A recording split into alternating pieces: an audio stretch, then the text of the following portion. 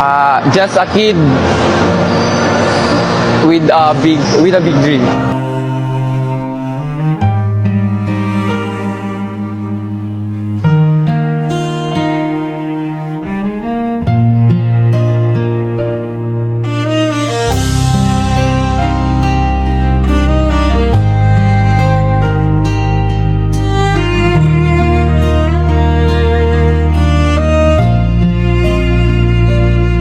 Sa munting bahay na gawa sa pag-asa,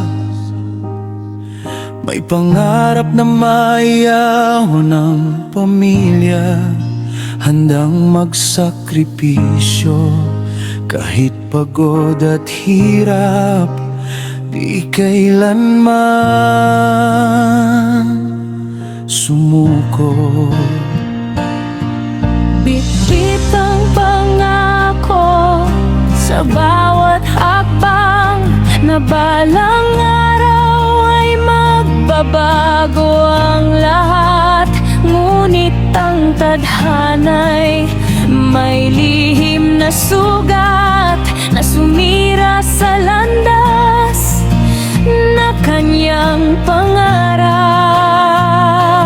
Bawat pawis ay alay para sa minamahal, Bawat laban ay pangarap na walang kapantay. Ito na ba ang huling laro ng isang pangarap? Bakit nauwi sa luha ang lahat ng pagsisikap? Isang pusong lumaban para sa kinabukasan, ngayon'y tahimik na lamang sa gitna ng kadiliman. hindi maglalaho ang kaniyang alaala sa bawat panawagan ng hustisya at pag-asa. Hanggang makamtan ang katotohanan at liwanag, mananatiling buhay ang kanyang pangarap.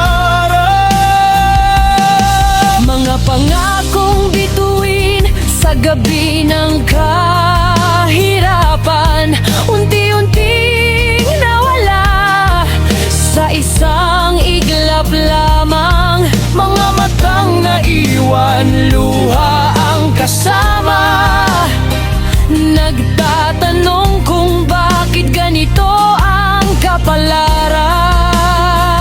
ngunit sa bawat sigaw ng pusong nasaktan, may lakas na bumabangon upang ipaglaban ang pangarap na kanyang iniwang gabay.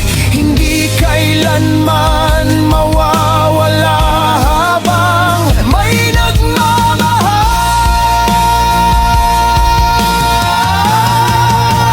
nagmamahal. Kahit siya'y wala na sa ating piling, ang kanyang at hikain ay mananatiling gising sa bawat tinig na humihingi ng katarungan.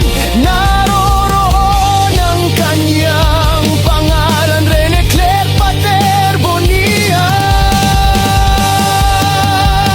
MVP ng Davao City. Ito man ang huling laro ng isang pangarap. Hindi ito ang wakas ng kanyang mga pangarap, sapagkat sa puso ng mga naiwan sa mundo, patuloy siyang mabubuhay at maglilingkod. Hanggang dumating ang araw ng hustisya at mahawi ang dilim ng kalungkutan at luha. Ang huling laro ay magiging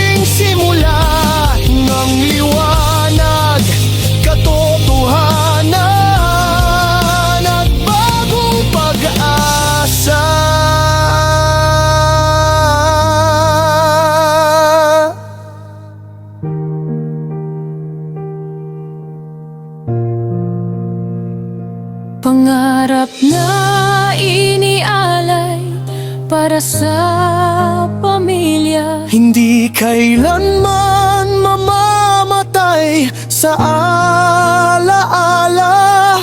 At sa bawat panawagan ng hustisya at dangal, mabubuhay magpakailanman ang kaniyang pangalan na Rene Clerc Bater Bonilla, MVP ng Davao City.